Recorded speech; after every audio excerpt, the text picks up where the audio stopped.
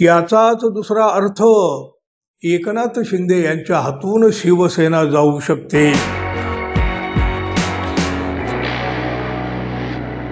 मित्रहो नमस्कार। गेल्या 3.5 वर्षात महाराष्ट्रात अत्यंत अनैतिक अशा प्रकारचं राजकारण झालं, तुम्हीही पाहिलं। निवडणूक आयोगाकडे न्याय मागायला गेले तर शिवसेना ठाकरेंची नाही तर ती एकनाथ शिंदे यांची आहे। शरद पवार यांनी स्थापन केलेली राष्ट्रवादी शरद पवार यांची नव्हे तर ती अजित पवार यांची आहे, असा निकाल निवडणूक आयोगाने दिला। महाराष्ट्रानंच काय संपूर्ण देशात तोंडात बोट घालून या निकालाकडे पाहिलं गेलं। हे दोन्ही पक्ष कोणाचे आहेत याची माहिती सामान्यातल्या सामान्य माणसाला सुद्धा आहे ना हो। पण आता ती सर्वोच्च न्यायालयानं मान्य करण्याची वेळ आलेली आहे। अंतिम सत्य काय आहे हे आता सर्वोच्च न्यायालयामध्येच निश्चित होणार आहे।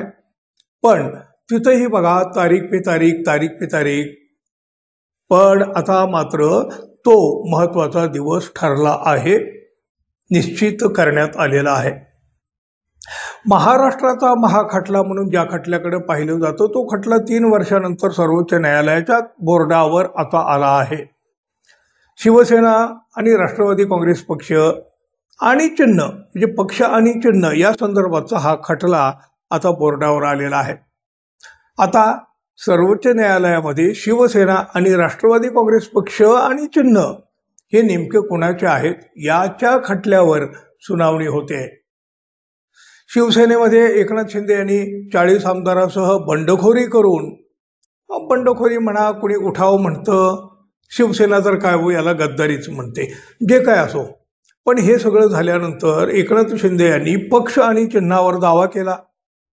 जून 22 मध्ये झालेल्या शिवसेनेतील या सगळ्या प्रकारावर, या सगळ्या घडामोडीवर राष्ट्रवादी काँग्रेसमध्येही अजित पवार गटाकडून नंतर फूट पडली। या दोन्ही पक्षांचं नाव आणि चिन्ह कोणत्या गटाकडे जाणार याचीच सुनावणी आता सर्वोच्च न्यायालयात होते आहे। जून 2022 मध्ये एकनाथ शिंदे यांनी शिवसेनेमध्ये ही सगळी घडामोड, उलथापालथ, फोडाफोडी, बंडखोरी, उठाव जे काय असेल ते केलं। 40 आमदारांसह एकनाथ शिंदे यांनी स्वतंत्र गट स्थापन केला आणि आपली शिवसेनाच खरी असा दावा एकनाथ शिंदे यांनी केला। साधारणतः वर्षभरानंतर राष्ट्रवादी काँग्रेसमध्येही अशीच फूट पडली, अगदी कॉपी पेस्ट। अजित पवार यांनी राष्ट्रवादी काँग्रेसमधील काही आमदारांच्या पाठिंब्यावर भाजपसोबत सत्तेत जाण्याचा निर्णय घेतला। त्यांचा गट हीच खरी राष्ट्रवादी काँग्रेस असं अजित पवारांनीही म्हटलं। एकनाथ शिंदे आणि अजित पवार यांच्या बंडखोरीनंतर उद्धव ठाकरे आणि शरद पवार यांनी सर्वोच्च न्यायालयामध्ये धाव घेतली, कारण सगळ्यात अंतिम निर्णय तर तिथूनच मिळणार। शिवसेना आणि राष्ट्रवादी इथं पक्ष आणि चिन्ह आपल्याला मिळावं यासाठी या दोन्ही पक्षांनी सर्वोच्च न्यायालयामध्ये एक याचिका दाखल केली आहे। उद्धव ठाकरे आणि शरद पवार या दोघांची प्रकरणं एकसारखीच असल्याचं सांगत यावर सप्टेंबर 2023 मध्ये म्हणजे 1.5 वर्षापूर्वी पहिली सुनावणी झाली। त्यानंतर या प्रकरणी सुनावणीच झालेली नाही। 1.5 वर्षानंतर शिवसेनेच्या पक्ष आणि चिन्ह कोणाचं या याचिकेवर 7 मे रोजी आणि राष्ट्रवादी काँग्रेस पक्ष आणि चिन्हावर 14 मे रोजी सर्वोच्च न्यायालयामध्ये आता सुनावणी होत आहे। केंद्रीय निवडणूक आयोगाने विधानसभेतील आमदारांच्या संख्येवरून शिवसेना पक्ष आणि धनुष्यबाण चिन्ह एकनाथ शिंदे यांना दिलं। अजित पवारांना राष्ट्रवादी काँग्रेस पक्ष आणि घड्याळ हे चिन्ह दिलं। निवडणूक आयोगाच्या या निर्णयाच्या विरोधात उद्धव ठाकरे आणि शरद पवार यांनी सर्वोच्च न्यायालयात याचिका दाखल केलेली आहे। त्यावर आता बघा 1.5 वर्षानंतर सुनावणी होत आहे। दरम्यानच्या काळामध्ये लोकसभा आणि महाराष्ट्रासह विविध राज्यातील विधानसभेच्या निवडणुका सुद्धा झाल्या।